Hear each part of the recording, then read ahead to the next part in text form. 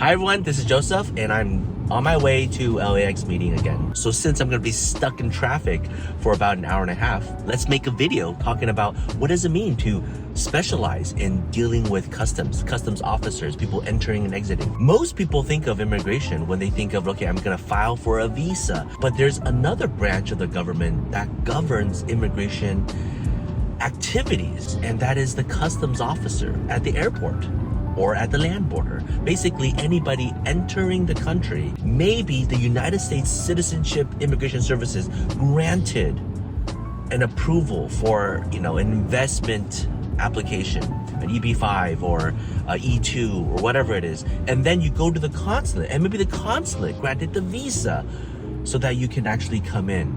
But the last line of defense, the customs officer, when they're inspecting anything, if they detect fraud, they can cancel. And that's a thing that most people don't realize. And it's that you think you are already safe, but then the customs officers sneak in and they detect fraud and they cancel the visa. I can't give a percentage if more than half of them are catching real fraud or if they're just making faulty decisions because they're not trained.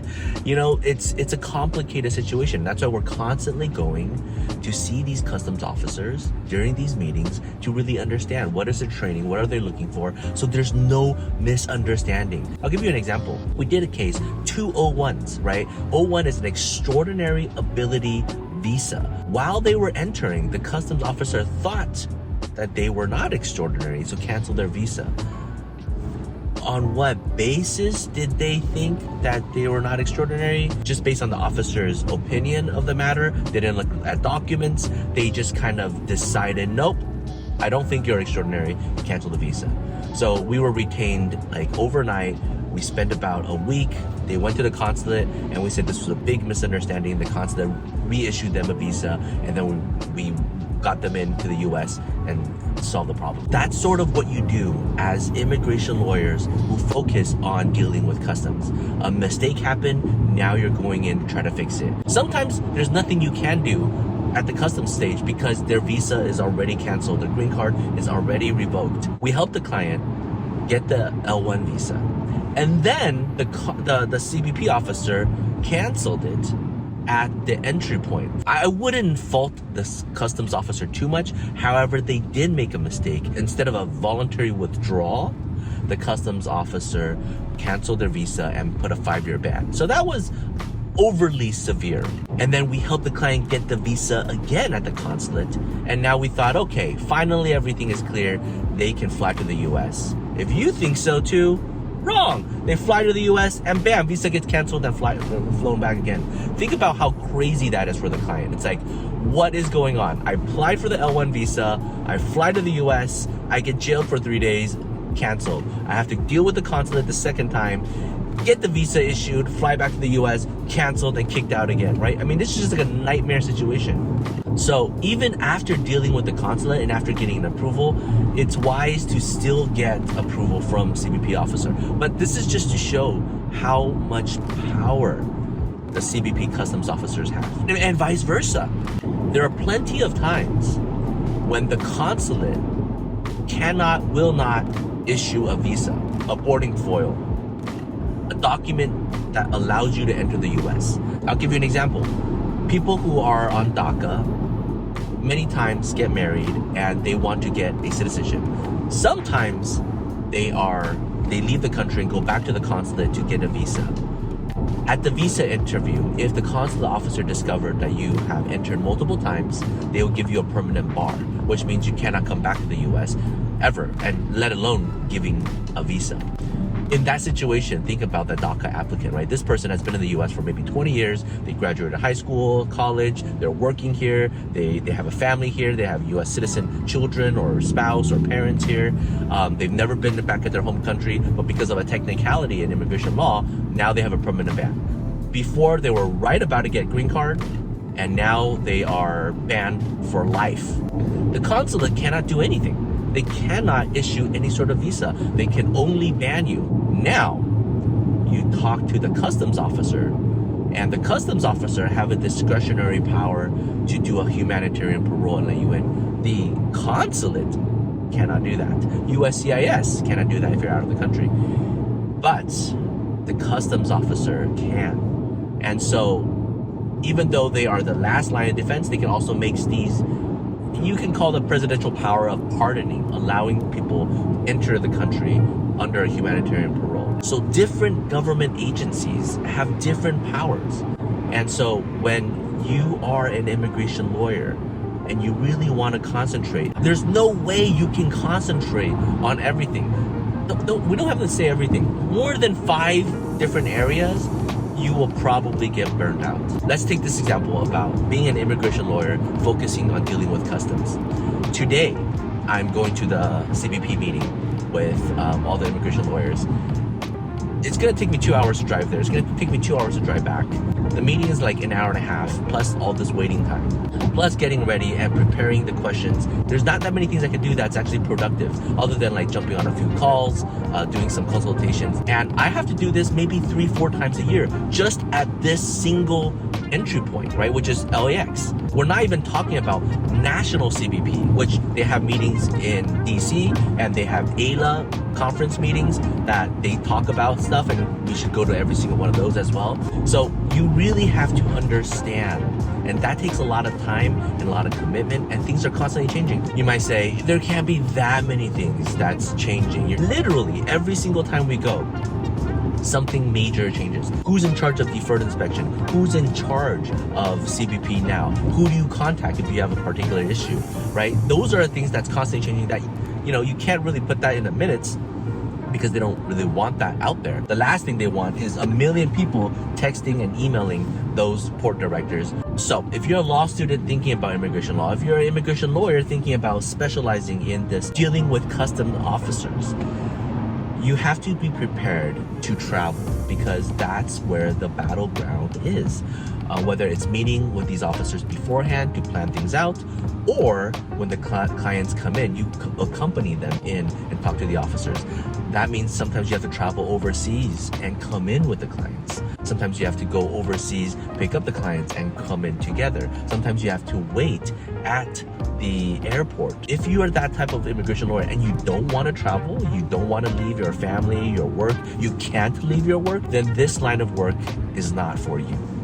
But if you enjoy doing this, right? If you can make it productive, if you make a trip out of it, then this might be the right field, right? And you just really want to concentrate on where you are needed and where your talents will shine. So that's one thing, just the lifestyle purpose. The second thing is you have to enjoy talking, and not in a salesy, lawyer, argumentative, courtroom debate style. I'm not the type to want to debate and destroy somebody. I'm more so, let's discuss, let's learn together, let's think about this together. And so when I talk to officers, when I talk to clients, I'm more so educating, helping, enlightening, let me make your job easier for you. This is exactly what I do, right? When I see the officers, sometimes they're tension, sometimes they're not tension, but I say here, just really quickly, 10 seconds, this is a situation for a client, let me just explain so it makes things easier, and then you can ask questions.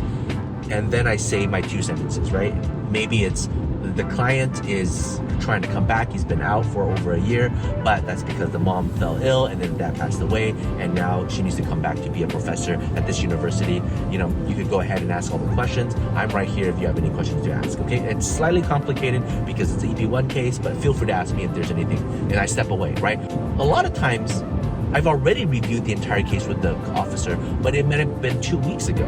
They completely forgot, and they're dealing with literally thousands of these cases, and I know I'm not the only attorney that's talking to them about a particular case, and maybe all they remember is the client has been gone for a long, they have an explanation.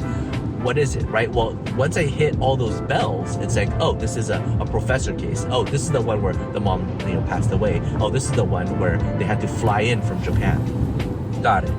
I remember a lot more now. Let me look at it, and then they ask the questions. Because I already cleared 30-40% of the case in explaining everything beforehand, and then I kind of updated the officer very quickly so they remember everything. Now they're focusing on the other 40%, 50% that I previously already talked to the client and trained them. Look, I've already explained this part, but the officer might ask you about these things that you need to be prepared to explain, right? Did you file your taxes? And if not, why? And hopefully the client already prepared all the late filings that they have if they didn't file the taxes, right?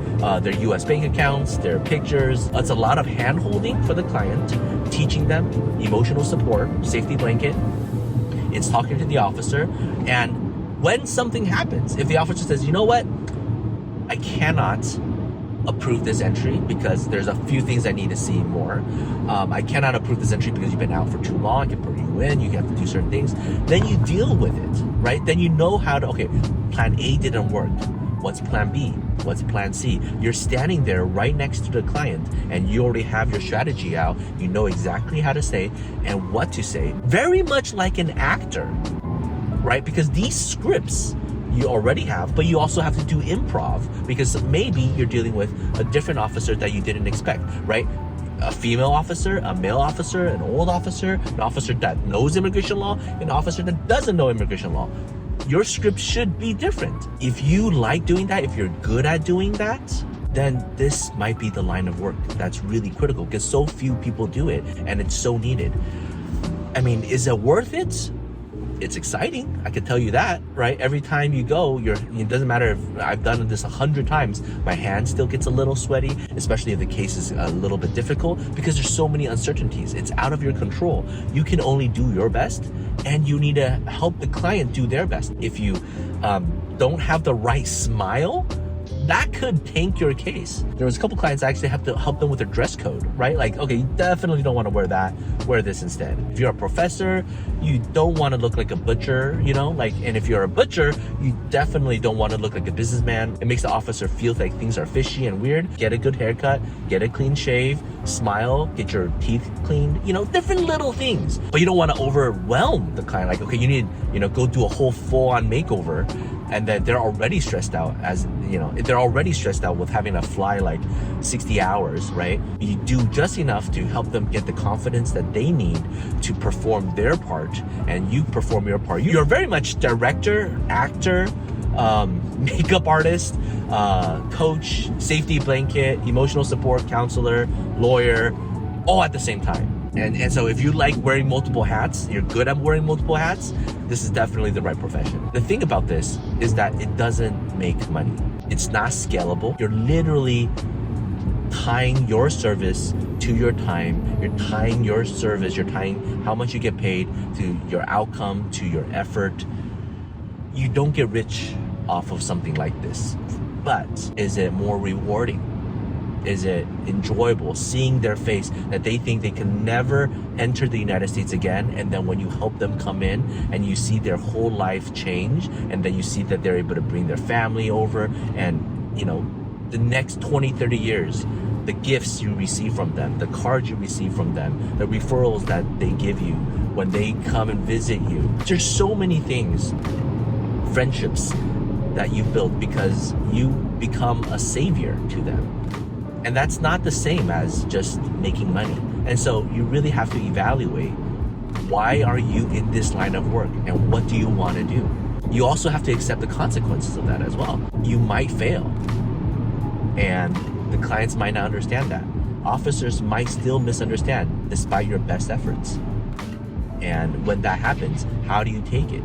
There's a lot of things that you really have to think about in building out this kind of practice, and things are always going to change and things are not going to be the same, and you're constantly reinventing the wheel every single time, and so you have to be adaptable, you have to think quick on your feet. But that's this line of work. So imagine doing this and still have to master 5, 4, 8 other areas within immigration law. You don't have to. Most immigration practitioners just kind of focus in on maybe 8 different case categories that they like to do within one agency, and that's enough. You really have to think about exactly what you want to practice, how you want to practice, and based on what skill set you want to do. Business immigration and family immigration, completely different. Consulate work and USCIS work, completely different. Customs work and the court, completely different. Hopefully in this video I kind of explained what does it mean, what does it look like, what are the strengths and requirements necessary to do kind of these customs work. But if you have any questions, feel free to reach out. Okay, take care. Bye-bye. All right, we are here. Used up about half a tank of gas to get here. Let's do it. CBP meeting. You got here an hour early, Nick. I'm here to film, but this is how you get ready right before the meeting.